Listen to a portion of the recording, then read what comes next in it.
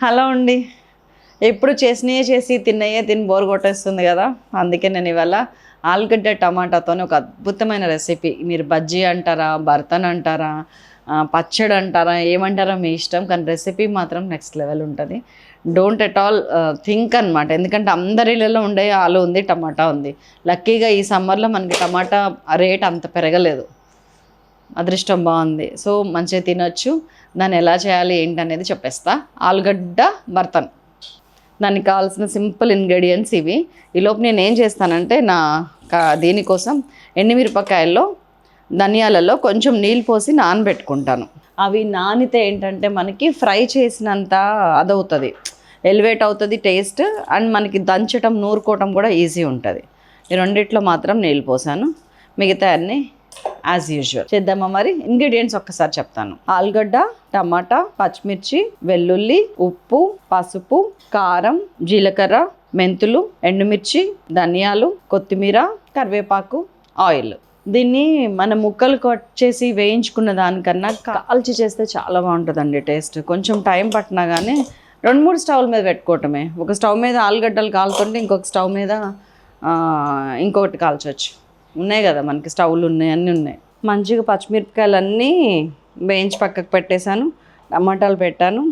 ఆలుగడ్డ లోపల ఉడకకపోయినా పర్వాలేదండి, కాలాలి. కానీ ఎందుకైనా మంచిదిలే అని చెప్పి నేను హోల్స్ పెట్టేస్తున్నాను, సో దట్ మంచిగా లోపలికి ఉడుకుతుంది.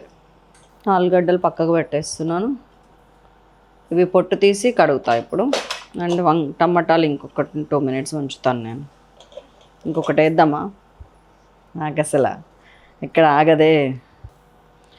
ఇదిగోండి, దీనికి ఇట్లాగా పొట్టు ఇట్లా తీసేయచ్చు మనం,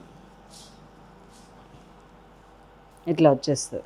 దీన్ని మొత్తం తీసి కడిగి తీసుకొస్తాను నేను. కరివేపాకు కూడా వదలట్లా, కాలుస్తున్నా నేను. ఈలోపు మంచిగా రోల్ తీసుకున్నాను. అందులో ముందు ఎండుమిరపకాయలు, ధనియాలు నీళ్ళు తర్వాత పడతా. ధనియాలు ఇది మెత్తగా నూరుతా ఫస్ట్. పద్మకప్ప చెప్పిన మంచిగా నూరుతుంది. ఈలోపు ఇది కూడా అంతే సేమ్, పొట్టు తీసేస్తున్నా, మంచిగా కడిగి తీసుకొస్తా. ఇట్లా అంటే ఊడొచ్చేస్తుందండి. ఆలుగడ్డలు కూడా ఎంత ముద్దుగానే తెలుసా, చూపిస్తాగండి. ఇదిగోండి, ఇట్లనే ఉండాలి. ఇవి కూడా అంతే, దీన్ని కూడా అలాగే చేస్తా. పద్మ ఇగో ఈ కరివేపాకు, వేయించిన కరివేపాకు కూడా అందులో, ఇది కూడా రోట్లో వేస్తా. ఇదిగో చలో, మన పెద్ద రోల్ వచ్చింది. ఇదిగోండి ఎండుమిర్చి, ధనియాలు, కరివేపాకు ఇది. అండ్ నేను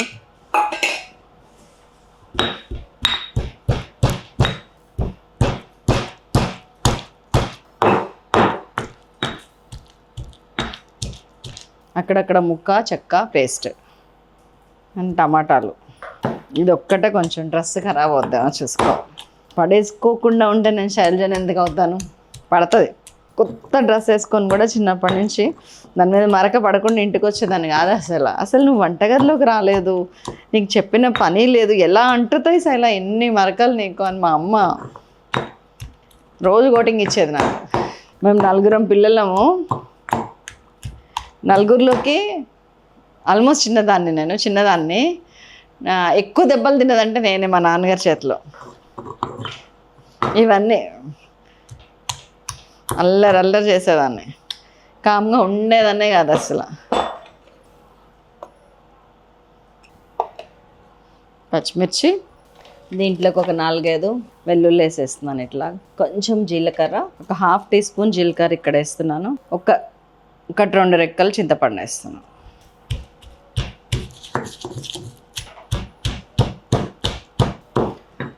నాకు నిన్న మొన్నటి నుంచి ఒకటి డౌట్ ఉండేనండి, ఏంటి ఇంతమంది ఫీడ్బ్యాక్ అని చెప్పి. ఇవాళ కన్ఫర్మ్ అయింది. ఒక న్యూస్ తెలిసిన కానీ కొంచెం మూడ్ ఆఫ్ ఉంది నాకు అసలు. అది ఏమైందంటే దాదాపు ఇప్పటిదాకా 3,000 కిలోలు పచ్చడి పెట్టానండి నేను.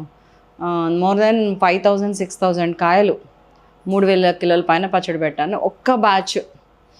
అది కూడా మామిడికాయలు గుంటూరు నుంచి తెప్పించామన్నమాట. ఓవర్ నైట్ ఉంచకూడదు అంటారు, ఓవర్ నైట్ ఉన్నాయి అవి. మార్నింగ్ కొట్టిపించాము, పచ్చడి పెట్టాము. ఆ పచ్చడి కలిపే విషయంలో కొంచెం చిన్న పొరపాట్లు జరిగినాయి అన్నమాట. ఉప్పు కారం దగ్గర కొంచెం మిస్టేక్ అయింది. కానీ ఆల్రెడీ చాలా పచ్చడి ఉంది, ఈ మామిడికాయలు అర్జెంటుగా పెట్టాలనే ఉద్దేశంతో 70 కిలోల పచ్చడి అదేమైంది, చిన్న మిస్టేక్స్ అయినాయి, నేను ఒప్పుకుంటా 100%. దీనికి తోడు పులి మీద పుట్ర అంటారు చూసారా, అట్లాగా ఆ బ్యాచ్ మేము ట్రాన్స్పోర్ట్ చేసేటప్పుడు ఇక్కడ కొరియర్ సర్వీస్ వాళ్ళు చాలా ఇబ్బంది పెట్టారు. అప్పుడు మా దగ్గర నుంచి పికప్ చేస్తున్నారు, వాళ్ళ దగ్గర 4-5 రోజులు, మే 1, 2, 3, 4, 5 కూడా ఉండిపోయి 6th, 7th నిన్న మొన్న డెలివరీ అవుతుండే అనమాట. అప్పుడు కొంచెం మాకు టెన్షన్ అయింది, ఏం జరుగుతుంది అని చెప్పి. ఈలోపు రిసీవ్ చేసుకున్న వాళ్ళు మనకు కాల్స్ చేస్తారు కదా. ఫస్ట్ పద్మ గారు కాల్ చేశారు, పిన్నాక్ పద్మ గారు. నేనేంటంటే ఈ 70 కిలోల పచ్చడిలో మామూలు రెగ్యులర్ ఆర్డర్స్ 40-50 కిలోలు రోజు ఉంటాయి, అవి పంపించేస్తూనే ఉన్నాము. ఇన్ఫ్లుయెన్సర్స్ అందరికీ అప్పుడు ఆ రోజే పెట్టుకున్నాను నేను, ఇన్ఫ్లుయెన్సర్స్ అందరికీ పంపించండి అని చెప్పి అడ్రస్లు ఇచ్చాను మా వాళ్ళకి. అండ్ మా ఫ్యామిలీ మెంబర్స్ అందరు కూడా వెయిట్ చేస్తున్నారు, శైలా కిలోలు పచ్చడి ఉంటున్నాం, అందరూ ఇంత బాగుంది అంత బాగుంది అని చెప్తున్నారు, మాకు పచ్చడి రాలేదు ఏంటంటే అబ్బా అని చెప్పి వాళ్ళకి అందరికీ అన్ని బ్యాచ్లో వెళ్ళి అందరూ ఫీడ్బ్యాక్ ఇస్తుంటే నాకు అర్థం కావట్లేదు ఏం జరుగుతుంది అని.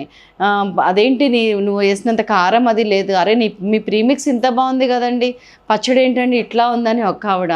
మా వదిన గారేమో శైలి అంత బాగుంది కానీ ముక్క మెత్తబడింది, అప్పుడే మెత్తబడద్దా అని. కలర్ ఏం జరుగుతుంది అసలు ఇప్పటిదాకా ఈ 1 month 1.5 month నుంచి ఆల్మోస్ట్ నేను పచ్చళ్ళు ఆవకాయ పచ్చడి సేల్ చేస్తున్నా. ఈ 1 weekలో ఏంటి ఇంత అని నాకు అర్థం కాలేదు. కన్ఫర్మేషన్కి వచ్చేటప్పటికి ఆ బ్యాచ్ కొంచెం తేడా కలిపాం మేము అని అర్థమైంది. ఐఎమ్ సో సారీ అండి. ఒకళ్ళిద్దరు ఫీడ్బ్యాక్ నాకు పర్సనల్గా పంపించారు, we didn't expect this from Silas kitchen అని. అసలు I didn't expect this from my side అండి.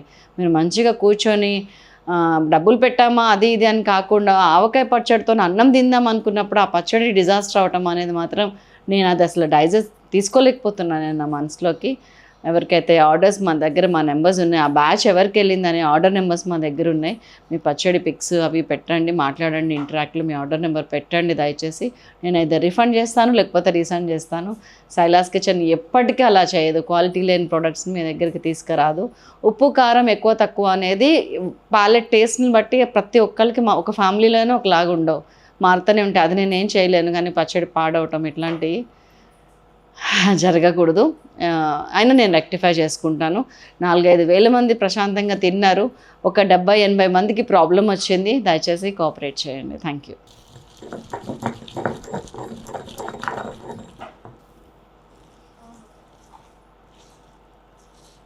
దట్స్ ఆల్ అండి. చక్క చింతపండు అది కూడా ఉడికినాయి. నేను ఇప్పుడు ఇవన్నీ ఒక్కసారి కలిపి ఒక దెబ్బేస్తా. అన్నీ దీనిలో ఉప్పు కారం ఏమి వేయలేదు నేను, గమనించారా? ఎండుమిర్చి కారం ఉంది, పచ్చిమిర్చి కారం ఉంది.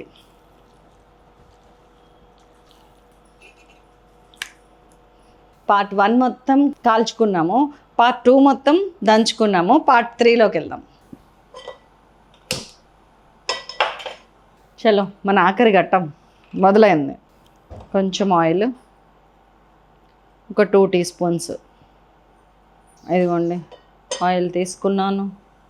కొద్దిగా పోపు వేస్తున్నాను, 1/2 teaspoon ఆవాలు, 1/2 teaspoon జీలకర్ర, 1/8 teaspoon మెంతులు, ఒక 10 మెంతులు, కొద్దిగా ఇంగువ, ఒక 3-4 వెల్లుల్లి,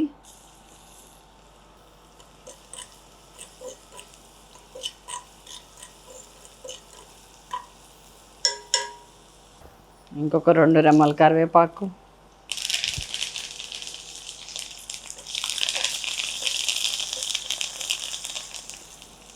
వేసి కొంచెం పసుపు, ఒక 1/8 teaspoon పసుపు. ఇప్పటిదాకా ఉప్పు వేయాల మనం. 1 teaspoon ఉప్పు, ఒక 1 teaspoon రెడ్ మిర్చి మామూలు, మన 1/2 teaspoon మిరపపొడి. మన ధనియాల్లో వచ్చిన వాటర్ ఉన్నాయి కదా నానబెట్టినాయి,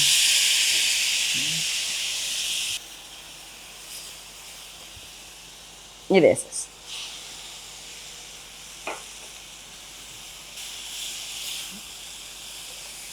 ఎలా ఉంది పోపు అదిరిపోలే. కొంచెం వాటర్ వస్తుంది, వెరీ లిటిల్, ఒక 1 cup 50 ml.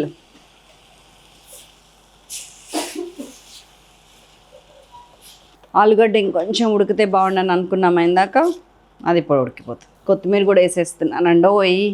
ఇదిగోండి కట్టేశాను. ఇంకో దగ్గరకు వచ్చింది ఇట్లా, ఆ నీళ్ళన్నీ అయిపోయి కట్టేశాను. ఒక్కసారి మూత పెట్టి ఒక 2-3 నిమిషాలు అట్లానే ఉండనిద్దాం.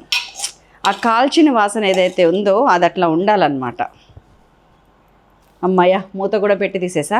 ఇప్పుడు అసలు సీసలు మన ఆలు బర్తన్. ఇది పచ్చడనే చెప్పాలండి. ఆలు పచ్చడి అంటే మీరు తిడతారని ఆలు బర్తన్ అది ఇదని కథలు చెప్తున్నాను. కాల్చి దంచిన కర్రీస్ అన్నీ కూడా బర్తన్ కిందకు వస్తాయి అన్నమాట. వంకాయ బర్తన్ బగారా బర్తన్ బాగా చేస్తారు నార్త్ సైడ్. సో దానిలోంచి పుట్టుకొచ్చినాయి ఇవన్నీ. చాలా బాగుంటుంది కర్రీ రెసిపీ. నేను ఆల్రెడీ ఉప్పు పేరుతో 2-3 సార్లు చూసేసాను. చెయ్యండి. అన్నంలోకి, రోటీలోకి, మన పిజ్జాలోకి, స్లైసింగ్కి, దీన్ని ఏమంటారు, శాండ్విచెస్లో మధ్యలో పెట్టుకోవడానికి కూడా చాలా బాగుంటుంది. చేస్తారు కదా, డోంట్ మిస్ ఇట్. ఉండనా మరి మరొక అద్భుతమైన రెసిపీతో మళ్ళీ కలుస్తాను. అందరికీ సెలవు. నమస్తే. Thank you.